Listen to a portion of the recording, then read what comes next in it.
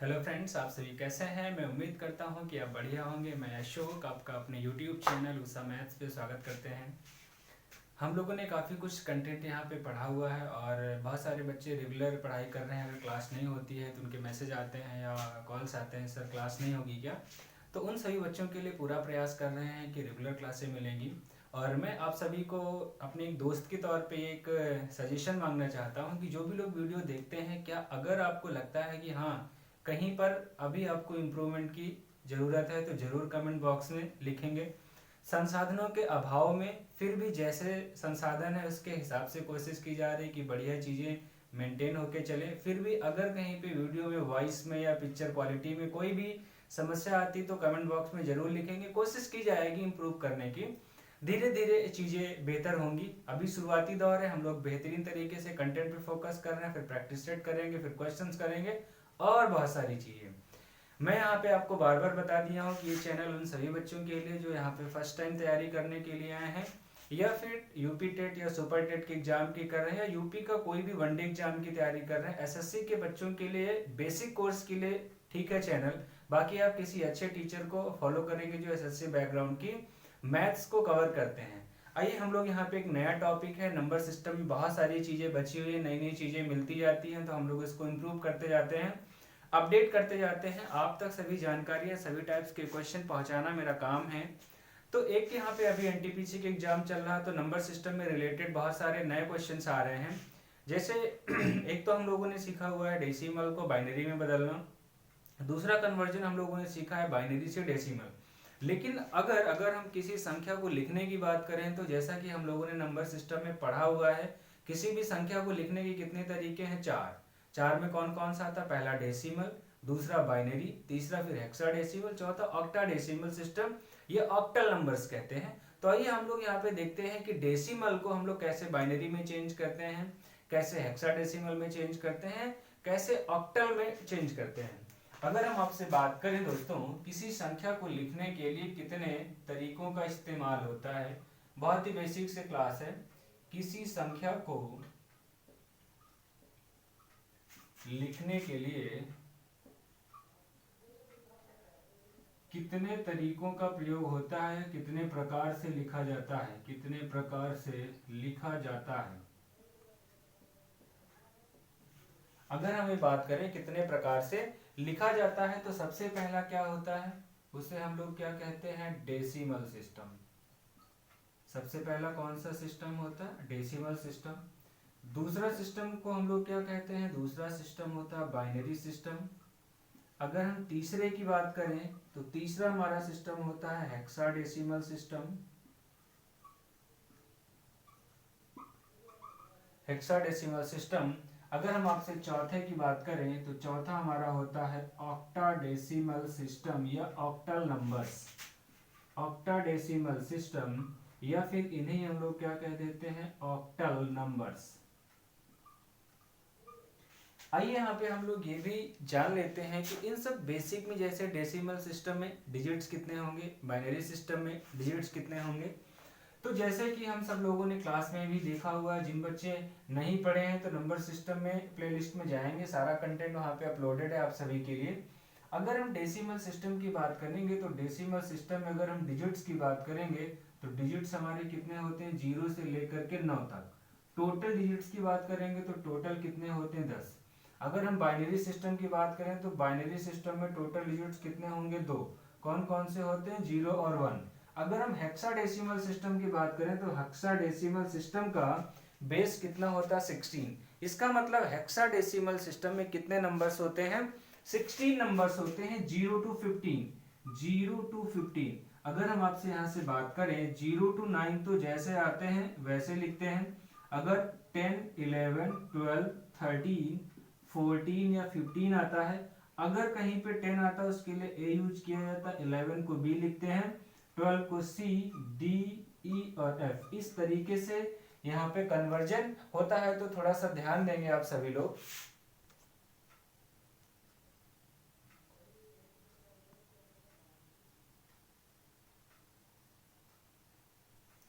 अब यहाँ पे सारी चीजें हैं। तो A B C D E F लिखते हैं। ऑक्टल की बात करें तो ऑक्टल नंबर्स में कितनी संख्याएं आती हैं? ऑक्टल्स में हमारे पास 8 संख्याएं होती हैं, 0 to 7। ऑक्टल नंबर्स में कितनी संख्याएं होती? 0 to 7। 0 हो गया, 1 हो गया, 2 हो गया, 3 हो गया, 4 हो गया, 5 हो गया, 6 हो गया, 7। इस तरीके से ये बेसिक है। इतने तरीके। हेक्साडेसिमल में कितने डिजिट्स होते हैं? 16। ऑक्टल में 8 होते हैं, बाइनरी में 2, डेसिमल में 10। अब यहाँ पे हम लोगों को जो सीखना है, हम लोगों को क्या क्या क्वेश्चन यहाँ पे सीखना है। पहला है how to convert binary to decimal या डेसिमल टू बाइनरी। दूसरा हम लोग पढ़ेंगे how to convert decimal to hexadecimal. अगला हम लोग पढ़ेंगे डेसिमल को कैसे ऑक्टल में चेंज कर सकते हैं। तो यहाँ पे हम लोग छोटे छोटे क्वेश्चंस लेते हैं। आइए मैं आपको एक बार फिर से डिटेल में बताता हूँ कि कन्वर्जन आता है तो कैसे हम लोग इजिली करेंगे। ये नए क्वेश्चन है, हो सकता है कहीं पे जहाँ कहीं पे पढ़ रहे हो आप अभी वहाँ पे चीजें छूटी हुई हो, तो आप सभी अपने दोस्तों को इस चैनल के विषय में जरूर बताएंगे। हम लोग पूरी कोशिश करेंगे बेहतरीन कंटेंट कम समय में सारी चीजें प्रॉपर तरीके से आप सभी को डिलीवर की जाए। आइए हम लोग यहाँ पे डिस्कस करते हैं how to convert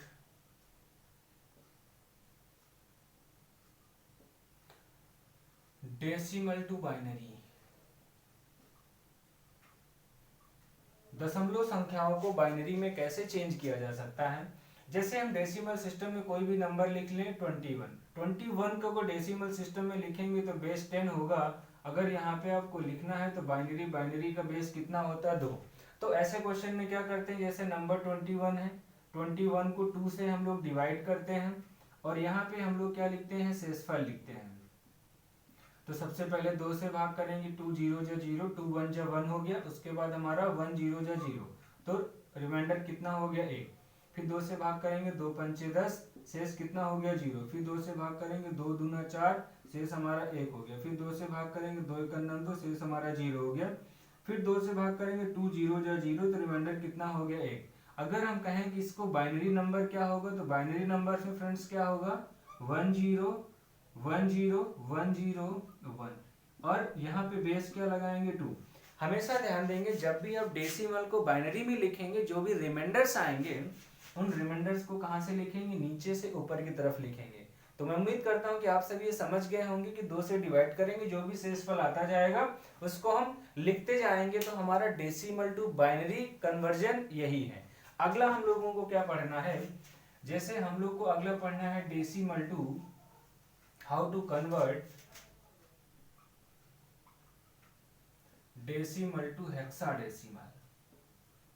how to convert decimal to hexadecimal.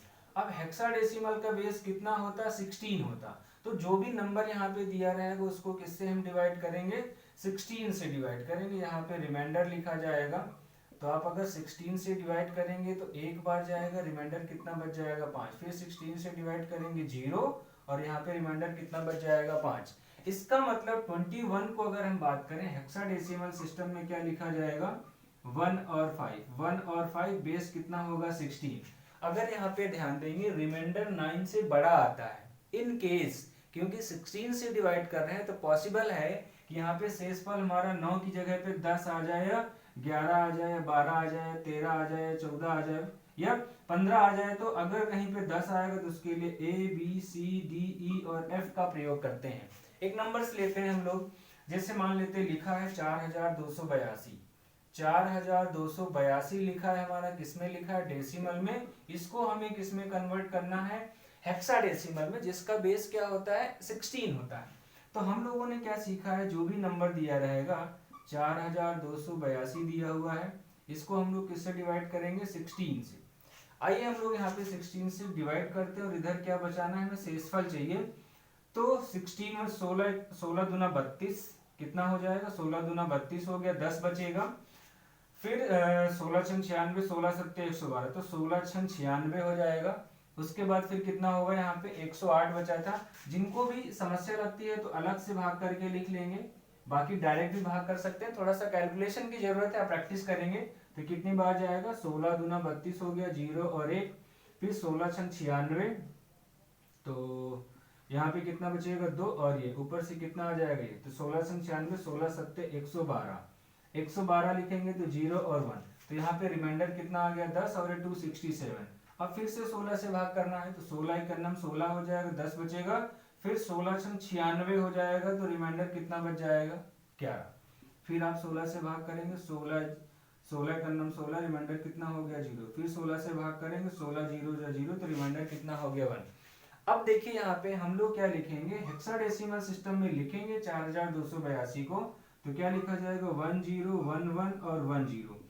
अब ध्यान दीजिए यहाँ पे 11 और 10 आया हुआ है, तो ये 10 11 को हम लोग क्या लिखेंगे, क्योंकि हेक्साडेसिमल सिस्टम में क्या होता है 0 to 9 होता, उसके बाद 10 11 12 13 14 आता है, तो ए बी सी के क्रम में लिखते हैं।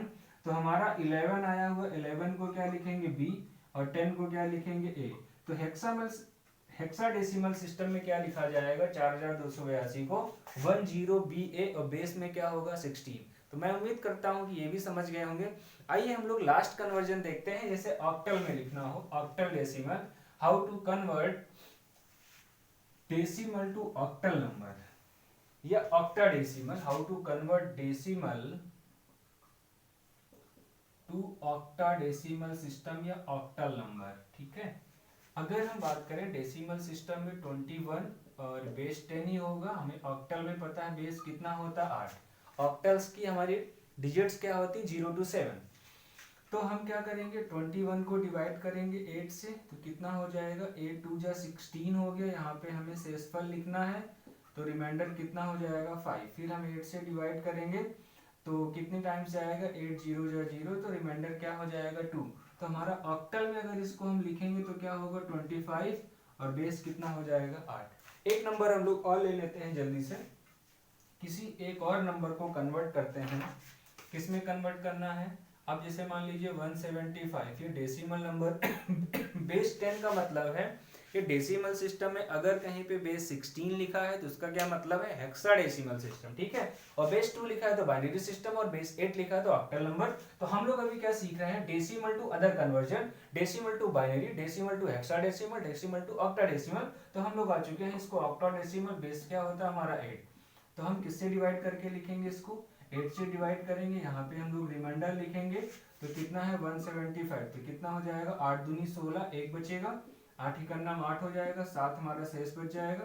फिर 8 से करेंगे 8 दूनी 16, 5 बच जाएगा, फिर 8 से करेंगे 0 जो 2, तो ये हमारा ऑक्टल में क्या हो जाएगा 257, बेस कितना हो जाएगा 8।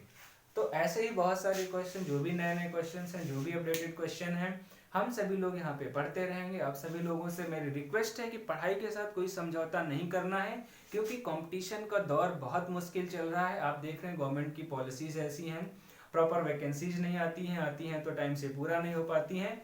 तो जो भी मौके मिलते हैं उन मौकों को बेहतर करना है, गंवाना नहीं है। लोग पढ़ेंगे, अच्छे से पढ़ेंगे। Wish you all the best, thank you.